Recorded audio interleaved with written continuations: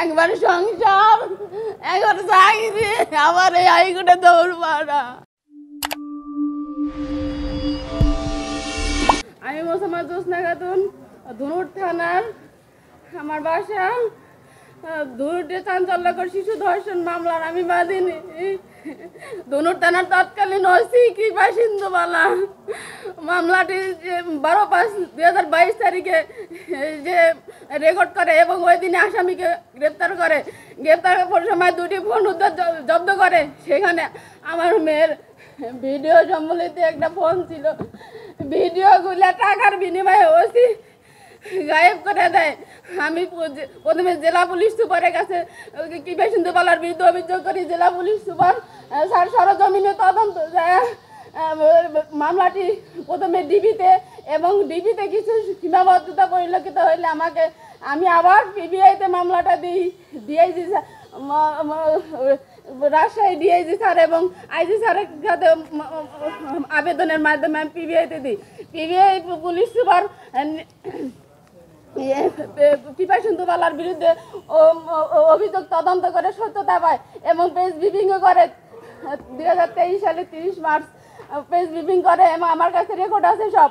পরে এই যে মনোজ কুমার মজুমদার এই মামলাটা সে ভিন্ন খাতে প্রভাবিত করার জন্য কৃপা সিন্ধুবালাকে ছাড়াই মামলা চার্জশিট দিতে বলে এবং চার্জশিট অলরেডি দিয়েও দিছে। আমি এর বিরুদ্ধে নারাজি করছিলাম। জেলা জজ স্যার নারাজি, ট্রাইব্যুনাল স্যার নারাজি মঞ্জুর করছে। করার পরে এখন এই আসামি একবার হাইকোর্ট থেকে তার 164 ধারা জবানবন্দি আছে, ভিকটিমের 22 ধারা জবানবন্দি আছে এবং ভিকটিম বিবাহিত, আসামি বিবাহিত, ভিকটিমের বয়স 16 বছর। এ ধরনের এভিডেন্স গায়েব করে হাইকোর্ট থেকে জামিন নেয়। আমি জামিন নেওয়ার পরে সে নিজে সশরীরে আমাকে হুমকি দেয়। আমি যখন আদালতে যাই আমাকে 4-5 জন লোক নিয়ে সরাসরি হুমকি দেয়, মামলা তুলে নিবি, নইলে তোকে লাশ ফালাবো, তোর মেয়েকে আবার উঠে নেবো, তোর মেয়েকে হত্যা করবো, তুই বাঁচতে চাস না মরতে চাস। আমি একটা সদর থানাতে জিডি করি। জিডি করার পরে জিডিটা আমার পক্ষে রায় দেয়। তারপরে সত্যতা পাই।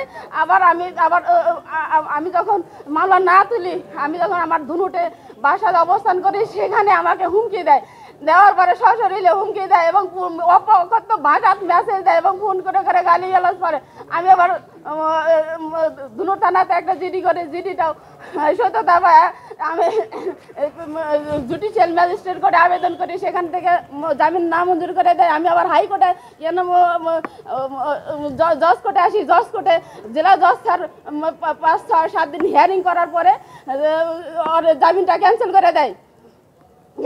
ক্যান্সেলের এই জিনিসটা আবার যে হাইকোর্টে আসে, হাইকোর্টে এনএক্সের 17 নম্বর কোর্ট এবং 16 নম্বর কোর্ট, সে আগের যে অ্যাটর্নি জেনারেল স্যার ছিলেন, তিনি বলছিলেন যে এটা একটা চাঞ্চল্যকর মামলা, দেখেন এই বিষয়টা অবশ্যই দেখবেন। একজন কলেজের টিচার, এই কালপিটের জন্য জামিন এখান থেকে না হয়।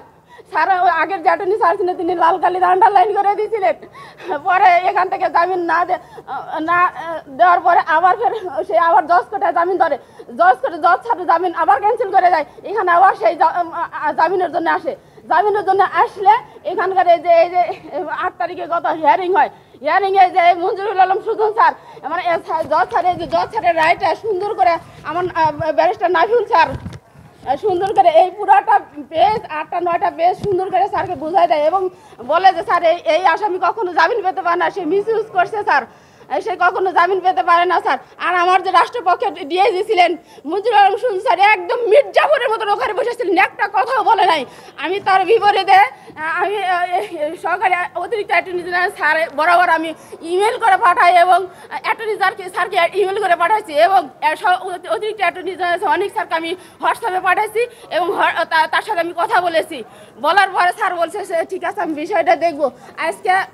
আজকে অনেক স্যার নিজে একজন ডিআইজি স্যারকে পাঠাইছিলেন এবং বিচারকের সাথে কথা বলছেন, কিন্তু অলরেডি রায় লেখা হয়ে গেছে। কারণ ওই ডিআইজি মঞ্জুরুল আলম সুজন স্যার সেদিন ওই হিয়ারিংয়ের শেষে সে বলে আসছে যে স্যার যে কোনো মূল্যে হোক জামিন দিয়ে দেন। তাহলে এর মানেটা কি? আমি তো রাষ্ট্রপক্ষ, সে কেন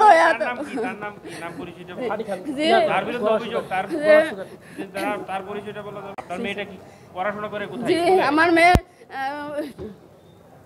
ক্যান্টনমেন্ট স্কুল থেকে ইন্টারমিডিয়েট পাস করছে। ওসি কিপা সিন্ধুবালা। মুরাদুজ্জামান। কোন কলেজের? এমপি হাবিবুর রহমান ডিগ্রি কলেজের। সে আওয়ামী লীগের সময় আওয়ামী লীগের কলেজে চাকরি করতে সেই দাপটে সমস্ত এভিডেন্স গায়েব করে দিয়েছিল কিপা সিন্ধুবালার মাধ্যমে। ভাইয়া আমি আপনাদের কাছে ন্যায় বিচার কামনা করতেছি। এই সন্তানটা যদি আপনার আমার সন্তান অ্যাডমিশন পরীক্ষা দেবে সে আর বাইরে বেরোতে পারবে না, এর যদি জানি না আমি একবার সংসার একবার চাকরি আবার এই হাইকোর্টে দৌড় মারা আমি আর পারতেছি না। 3 বছর হলো এই পিবিআই চার্জশিট একবার দিছে কিপা সিন্ধুবালাকে বাদ দিয়ে।